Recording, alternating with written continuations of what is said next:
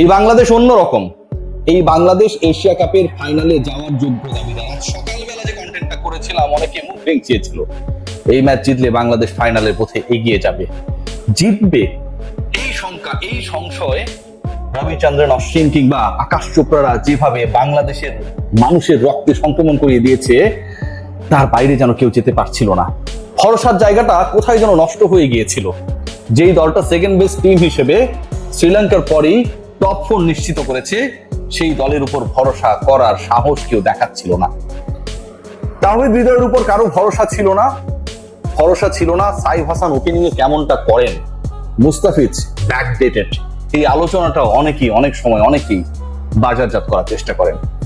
আজকে বাংলাদেশের এই অসাধারণ জয়ে, সুপার 4 শুরু হলো বাংলাদেশের জয়ে, বাংলাদেশের এই অসাধারণ জন অলমোস্ট 170 চেস করা জয়ে যেভাবে এশিয়া কাপের নতুন ইতিহাস রচিত হলো, যেভাবে পঞ্চ পাণ্ডববিহীন বাংলাদেশ দেখিয়ে দিল নতুন ব্র্যান্ডে তারা খুব একটা খারাপ না, যেভাবে তাওফিক হৃদয় আন্ডার প্রেসার দুটা ক্যাচ ছাড়া মায়ের ক্যান্সার দল থেকে বাদ পড়ার একটা বাজে সিচুয়েশন তৈরি হয়েছে, কেন তিনি সেই প্রশ্নটা সবখানে 31 বলে 50 করলেন।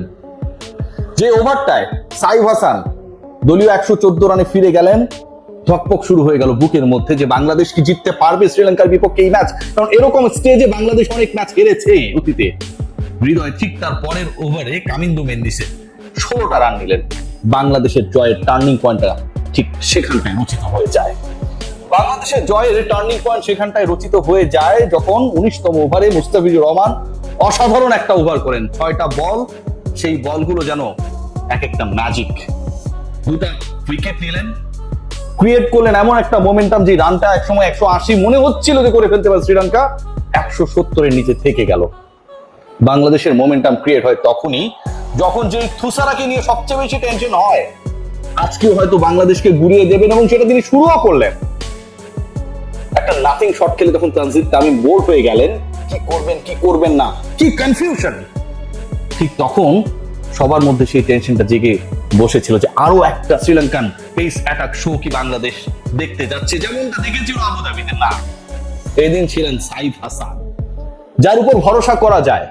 প্রত্যেকটা কন্টেন্টে ওই 28 বলে 30 রান ইনিংসটাকে গ্লোরিফাই করার চেষ্টা করেছি, because he has something in হিম।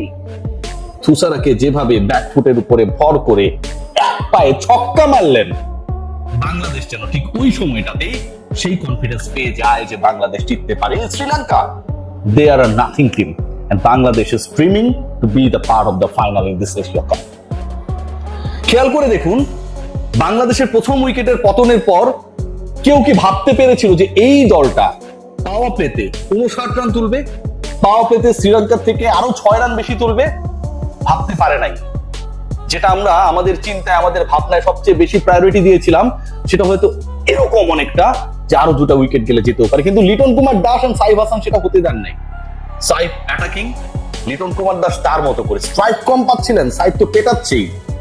যখন এই পার্টনারশিপ ভাঙলো সাইফ 34-এ, লিটন কুমার দাসের রান হচ্ছে 23-15 বলে।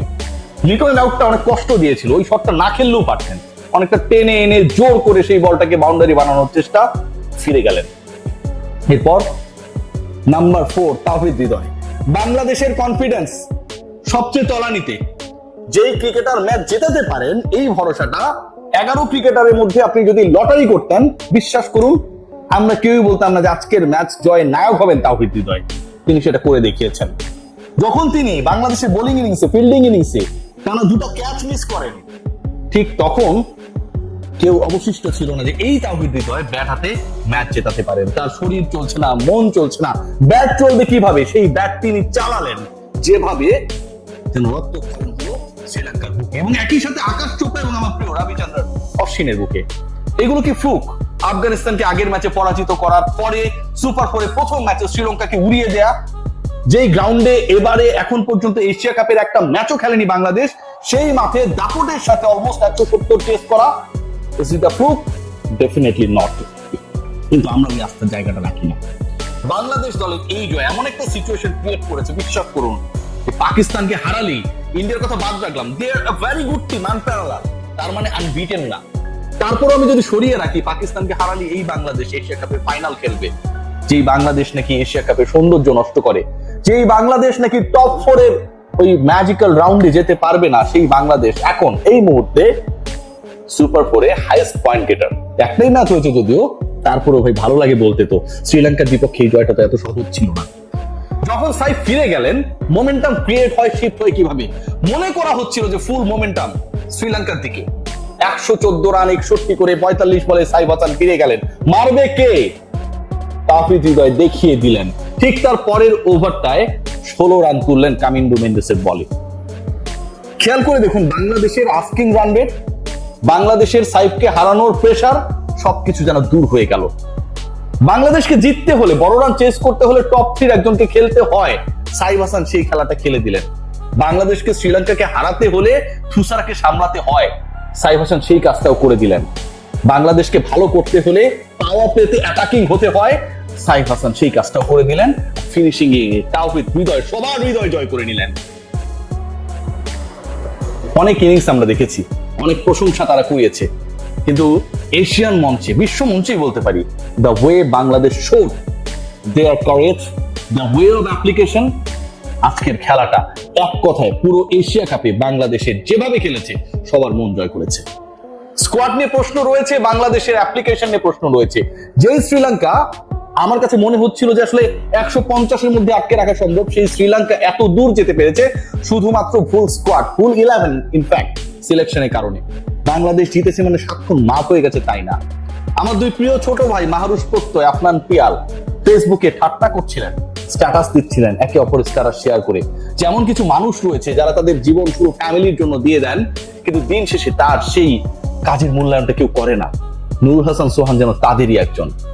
আমাদের এই ছেলেটা লাস্ট 2টা ইনিংস খেলার সুযোগ পেয়েছিলেন যখন বাংলাদেশ দলের হয়ে লাস্ট 3 বছর পরে ফেরার পর, দুটাতেই 200+ স্ট্রাইক রেটে রান করেছিলেন, কিন্তু নুরুল হাসান সোহানকে ফিনিশিং রোলেও কেউ বিবেচনা করে না। নাম্বার 5 এবং 6 নুরুল হাসান সোহানের জায়গা হয় না, বাদ দিলাম। বেশি সুন্দর, এত সুন্দর ক্রিকেটার বাংলাদেশে পয়দা হয়েছে, মানুষ কনফিউজ হতে পারে, ওরে বাদ দিয়ে দাও। কিন্তু হোয়াট অ্যাবাউট শরীফুল ইসলাম?